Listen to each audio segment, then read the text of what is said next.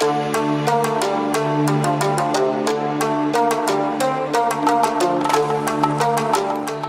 বন্ধুরা, আজকে আমরা ভারতের এমন একটি রাজ্য সম্পর্কে জানব যেটাকে ভারতের সবচেয়ে সুন্দর রাজ্য বলা হয়, যেখানকার নারীদেরকে ভারতের সবচেয়ে সুন্দরী নারী হিসেবেও বিবেচনা করা হয়। এটি এমন একটি রাজ্য যেখানে কেউ বিয়ে করতে চাইলে বউ খুঁজতে হয় জঙ্গলে গিয়ে। ভারতের যে রাজ্যে এখনও আয়ুর্বেদিক চিকিৎসা পদ্ধতি গ্রহণ করে। এই রাজ্যের প্রতিটি গ্রামে একটি করে হসপিটাল রয়েছে। প্রাকৃতিক সৌন্দর্যে ভরপুর এই রাজ্য ভারতের সবচেয়ে পরিষ্কার এবং পরিচ্ছন্ন রাজ্য। এটি ভারতের সেই রাজ্য যেখানে নারীরা তাদের স্তন আবৃত রাখতে পারত না। হ্যাঁ বন্ধুরা, বলছি ভারতের সবচেয়ে শিক্ষিত রাজ্য কেরালা সম্পর্কে, যাকে ভারতের সুইজারল্যান্ডও বলা হয়। সেই সাথে এর সংস্কৃতি, জাতিগত বৈচিত্র্য, সুস্বাদু খাবার, সুন্দর সমুদ্র সৈকত এবং নারকেলের ঘন জঙ্গল, এর সব কিছুই পর্যটকদের আকৃষ্ট করে। তো বন্ধুরা, চলুন আজকে আমরা ঘুরে আসি ভারতের সুন্দর রাজ্য কেরালা থেকে এবং জেনে আসি এই কেরালা সম্পর্কে সমস্ত রহস্য, রোমাঞ্চকর এবং অজানা তথ্য সম্পর্কে। বন্ধুরা, দক্ষিণ ও পশ্চিম মালাবার উপকূলে অবস্থিত ভারতের সবচেয়ে উন্নত এই রাজ্য। এই রাজ্য 1 নভেম্বর 1956 সালে গঠিত হয়েছিল এবং এই রাজ্য কর্ণাটক, তামিলনাড়ু এবং লাক্ষাদ্বীপের সাথে সীমান্ত রয়েছে, যা মোট 38,863 বর্গ কিলোমিটার। এই রাজ্যের জনসংখ্যা সম্পর্কে কথা বললে এখানে প্রায় 3,34,00,000 মানুষ বসবাস করে। জনসংখ্যার দিক থেকে কেরালা ভারতের 13তম বৃহত্তম রাজ্য। বন্ধুরা, কেরালার মনোমুগ্ধকর সৌন্দর্যের কারণে এই রাজ্যটি দেশি এবং বিদেশি পর্যটকদের কাছে খুবই জনপ্রিয়। সুন্দর প্রাকৃতিক দৃশ্যের জন্য বেশ জনপ্রিয় এই রাজ্যটি। ছুটি কাটানোর জন্য এই রাজ্যটি স্বর্গের চেয়ে কোনো অংশে কম নয়। কেরালা শব্দটির উৎপত্তি কেরাম এবং আলম থেকে। কেরাম মানে নারকেল আর আলম মানে জমি। এ কারণে কেরালাকে নারকেলের দেশ বলা হয়, কারণ আপনি এর চারদিকে শুধু নারকেল গাছই দেখতে পাবেন। কেরালার রাজধানীর নাম তিরুবনন্তপুরম, যেটা এই রাজ্যের সব থেকে বড় শহর। তবে কেরালার সবচেয়ে বেশি জনঘনত্ব বাস করে কোচি শহরে। এই রাজ্যের মানুষ হিন্দু ধর্ম পালন করে 55%, যেখানে 27% ইসলাম ধর্ম পালন করে এবং 19% মানুষ খ্রিস্টান ধর্মাবলম্বী। এখানকার মানুষ একে অপরের সাথে কথা বলার জন্য মালায়াম ভাষা ব্যবহার করে এবং এটি এই রাজ্যের অফিসিয়াল ভাষা। তবে এখানে ইংরেজি ভাষার যথেষ্ট ব্যবহার থাকে। এমনটা বলা হয় কেরালার মহিলারা ভারতের মধ্যে সবচেয়ে সুন্দরী হয়ে থাকে। এখানকার মহিলাদের বেশিরভাগ সময় শাড়ি পরতে দেখা যায়। বড় বড় চোখ, লম্বা লম্বা চুল তাদের সৌন্দর্যকে 1000 গুণ বাড়িয়ে দেয়।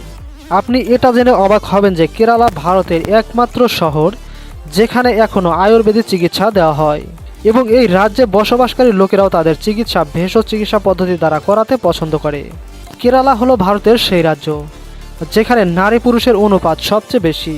এই রাজ্যে 1000 পুরুষে 84 জন নারী বেশি রয়েছে, মানে এখানে নারীদের সংখ্যা একটু বেশি।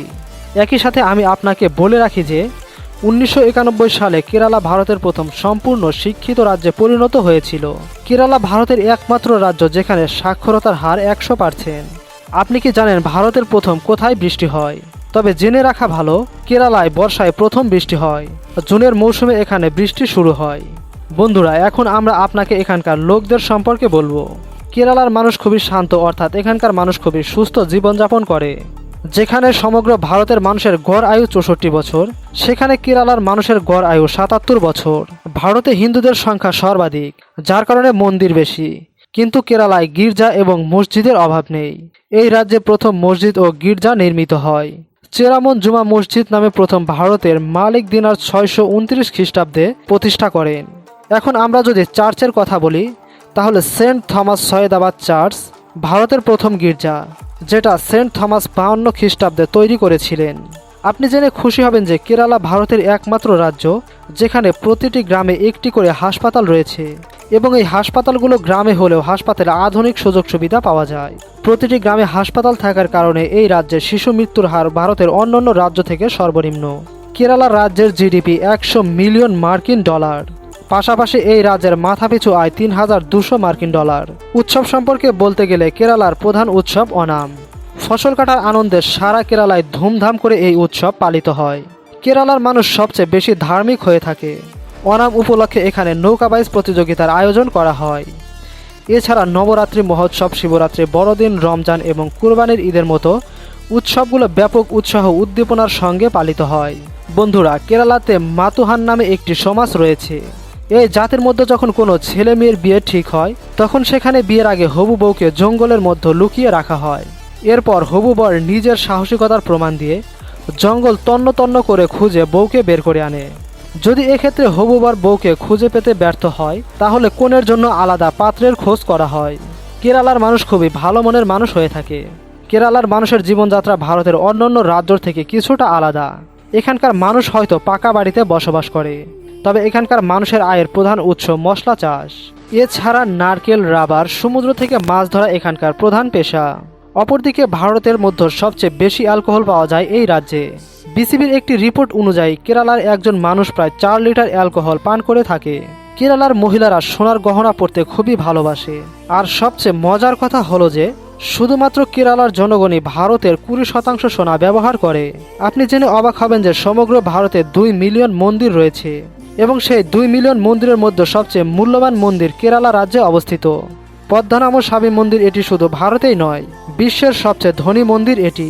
এই মন্দির নির্মাণে খাঁটি সোনা ব্যবহার করা হয়েছে, আর যেগুলো হিসেব করলে প্রায় 1 ট্রিলিয়ন মার্কিন ডলারের সমান হবে। বন্ধুরা, কেরালাতে এমন একটি আইন ছিল যেখানে একসময় মেয়েদের স্তনের উপর কর ধার্য করা হয়েছিল।